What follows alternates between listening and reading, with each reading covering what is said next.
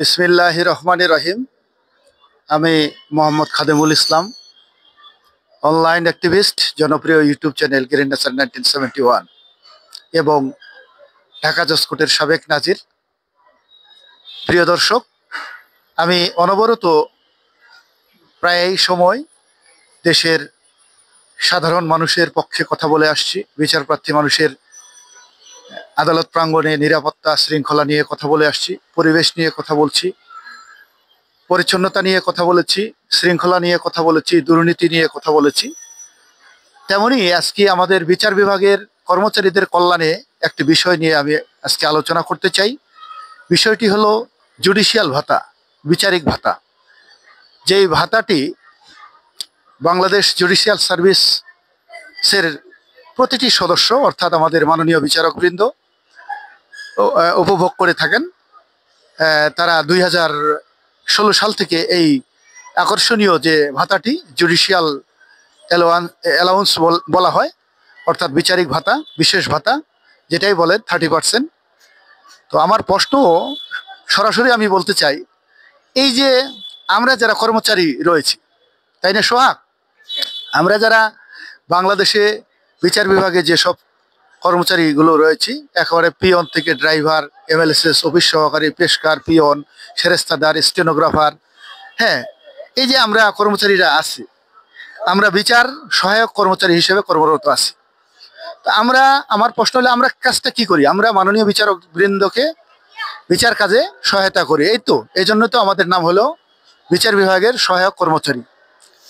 যেমন আমি আমার কথাটাই বলি, বর্তমানে আমি স্টেনোগ্রাফার পদে দায়িত্ব পালন করছি। আমাকে সকাল থেকে প্রতিদিন সন্ধ্যা পর্যন্ত মিনিমাম, আমরা 5টায় কখনো বের হতে পারি না, 7টা 8টা, অনেক সময় আমরা বিশেষ ক্ষেত্রে রাত 10টাও যাই অফিস থেকে। তো আমরা যে এই এত কষ্ট করে আমরা এই যে জুডিশিয়াল ওয়ার্কগুলোতে সহযোগিতা করতেছি, সহায়তা করতেছি মাননীয় বিচারকবৃন্দকে, দিন রাত আমরা পরিশ্রম করছি, অথচ এই ভাতাটি আমাদেরকে দেওয়া হচ্ছে না। এই ভাতাটির অর্থই তো হলো যে এটা একটা বিশেষ জায়গা, মাননীয় বিচারকবৃন্দ অনেক কষ্ট করে থাকেন, অনেক শ্রম দিয়ে থাকেন, এই জন্য তাদেরকে এই ভাতাটি দেওয়া হয়। কিন্তু পাশাপাশি যদি হিসেব করে দেখা যায়, আমরাও কম পরিশ্রম করি না, আমরা যথেষ্ট পরিশ্রম করি।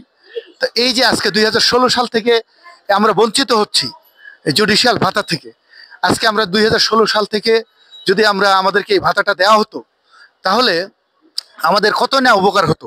আমরা নিম্ন পর্যায়ের কর্মচারী, আমরাও চাই এই দুর্নীতিমুক্ত প্রতিষ্ঠান চাই, আমরাও চাই সুন্দর একটি সুশৃঙ্খল প্রতিষ্ঠান চাই। তবে এই প্রতিষ্ঠানগুলো শুধু চাইলে হবে না, পাশাপাশি এর সংস্কার, যেমন আগে একটা কথা আছে, পেট খিলে পিঠে সয়।